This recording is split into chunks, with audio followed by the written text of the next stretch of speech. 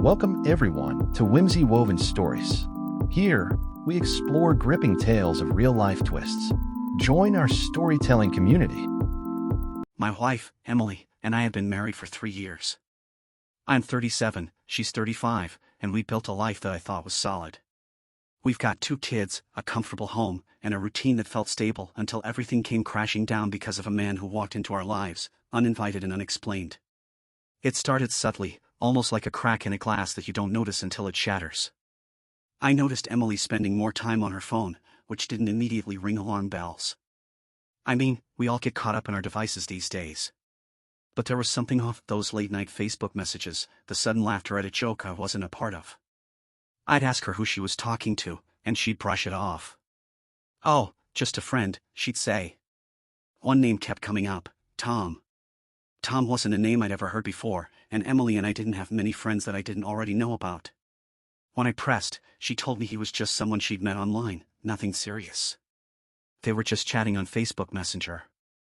I tried to let it go, trusting her, but something didn't sit right. Then, one day, I found out he had been in our house. I came home from work earlier than usual that day and immediately felt something was off. My son, Jake, was in the living room, and when I asked him what he'd been up to, he mentioned casually that Mom's friend had been over to look at the furnace. Friend? Furnace? My stomach dropped. We hadn't discussed calling anyone to fix the furnace, and it certainly wasn't something Emily would have taken the initiative on alone. When I confronted her, Emily was defensive. She said Tom had just shown up at Rutter's, a gas station nearby, while she was there getting gas and crickets for our pet lizard. Supposedly, they'd ended up going to the pet store together before coming back home so he could take a look at the furnace. "It's no big deal," she said. "He's just being helpful." He didn't even stay long. But something in the way she told the story felt rehearsed, off-kilter. Why would a random guy she met on Facebook suddenly show up at our local gas station, and how did he know where we lived? Why hadn't she mentioned any of this before? And why was this the first I was hearing about him being in our home? I couldn't shake the feeling that there was more to it. I decided to check the phone bill. That's when things started to unravel fast. I found that it wasn't just Facebook messages between them, there were calls and texts, too. Regular ones. Daily ones. I confronted her again, asking why she lied about it just being Facebook messages. Emily got defensive, saying it was innocent, just him helping her figure out how to fix the furnace and air conditioner. But there was more. I saw a message from him, Tom sending a tongue-out emoji, a winking face. The kind of flirty emoji that no married man wants to see from another guy talking to his wife. My mind started to race, filling in the blanks between all the things Emily wasn't saying. "Why did you lie about it?" I asked her again, harder this time. "Why didn't you tell me he was texting and calling? Why didn't you tell me he was here?" Her explanation was flimsy at best. "He just showed up, and I didn't think you'd be mad if he was just here to help." But the timeline made no sense. Why would a guy drive her 15 minutes back the other way to go to the pet store, then just randomly end up back at our house to fix something? Why hadn't she mentioned it until now? Jake told me he had gone out to ride his bike, and when he came back, Tom was already gone. That detail stuck with me, gnawed at my mind. There was a hole in the story, something missing. So, I did the only thing I could think of. I asked Emily to text him, to ask for the messages between them. If it was all innocent, then I wanted proof. She reluctantly agreed, and I watched as she sent the message. His response was a vague, "I don't keep text messages." He claimed all they had talked about was fixing the furnace and maybe a window AC unit. But his answer had a glaring problem: he didn't even mention that he'd been over at our house. He pretended like that part never happened. That was it for me. I couldn't shake the feeling that something more had gone on. Emily swore up and down that nothing happened, that it was all innocent, but the lies were piling up. First, it was just Facebook messages, then it was texts and calls. Then he just showed up. Why hadn't she told me about him in the first place? Why the secrecy? I started piecing together the timeline, replaying every conversation, every argument in my head. It didn't add up. The gut feeling of betrayal was overwhelming, but I still didn't have hard evidence. I wanted to believe her, wanted so badly to believe that she wouldn't lie to me. But the emojis, the secret calls, the random visits to our house without my knowledge, all of it painted a different picture. And the worst part was, even if nothing physical happened, the emotional betrayal was already there. The lying, the secrecy, the connection she was building with another man right under my nose, it was enough to shatter my trust. Would you believe her if you were me? As I sit here, replaying everything in my mind, I'm still searching for answers. Emily insists nothing happened, that it's all just a misunderstanding. But the truth is, I'll never know for sure. Maybe the furnace was just an excuse, maybe the messages were more innocent than they seemed. But something broke that day, and I'm not sure if it can be fixed. Days passed, but the tension between Emily and me never eased. Every conversation seemed to spiral back to the same place, my doubts, her defenses, and the invisible wall that had grown between us. I couldn't shake the feeling that something crucial was missing, something that no matter how much I pressed her, she wouldn't or couldn't reveal. It wasn't just the messages or Tom showing up at our house anymore. It was the way Emily reacted. The way her voice wavered when I brought it up, the way she'd look anywhere but at me when I asked questions. There was a discomfort in her that didn't sit right with me. One evening, after putting the kids to bed, we sat on the couch in that suffocating silence that had become our new normal. I stared at the flickering TV screen, my mind miles away. Finally, I couldn't take it anymore. Emily, I began, voice low but firm, I need the truth. Not just pieces of it. All of it. She sighed, rubbing her temples. How many times do I have to tell you? Nothing happened. You're reading too much into this. But why lie in the first place?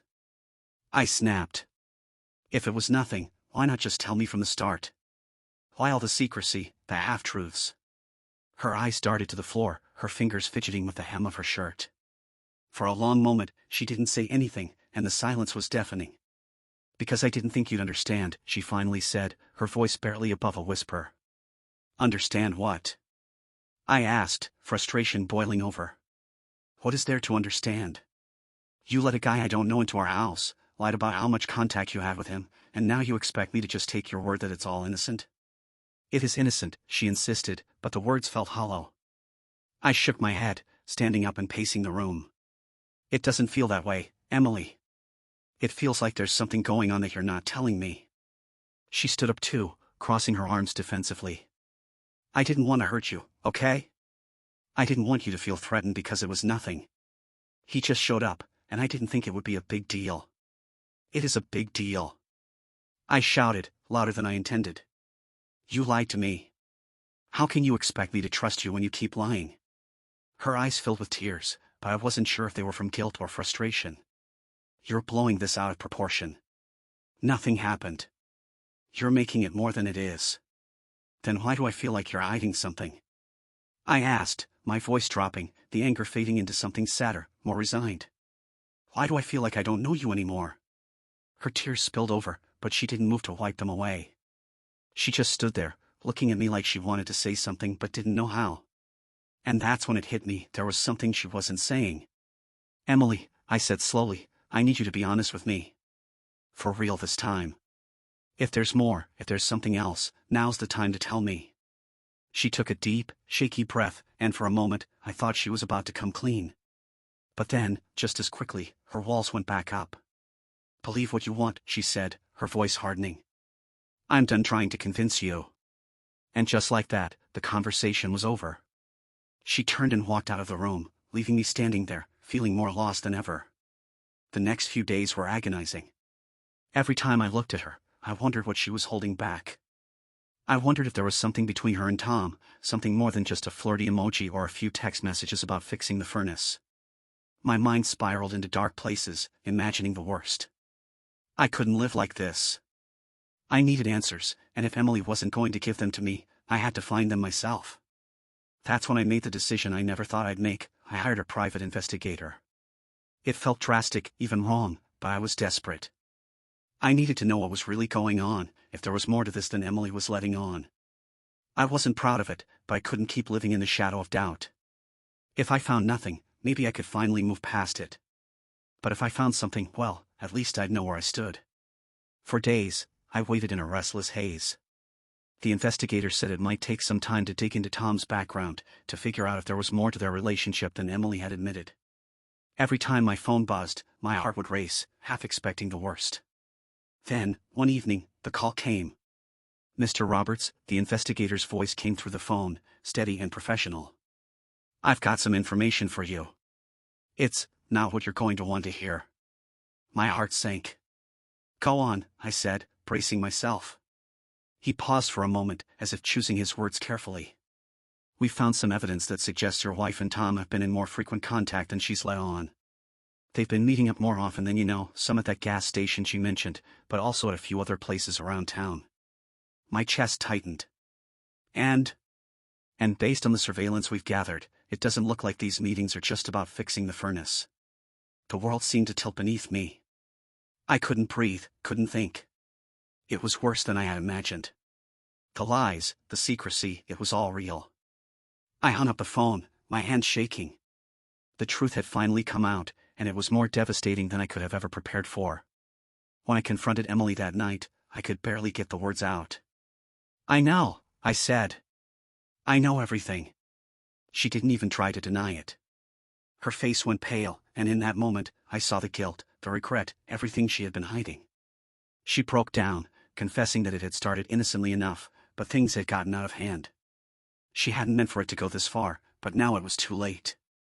And just like that, everything we had built, 3 years of marriage, a life together, our family, crumbled in an instant.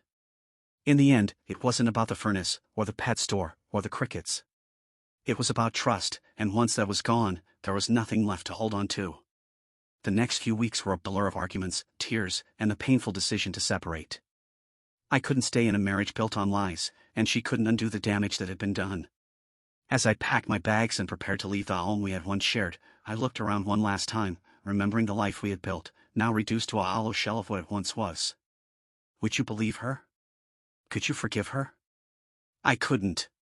And that's how I lost my wife, my trust, and the future I thought we'd have together. Thanks for listening. Share your opinion in comment section, and also do like and subscribe to the channel.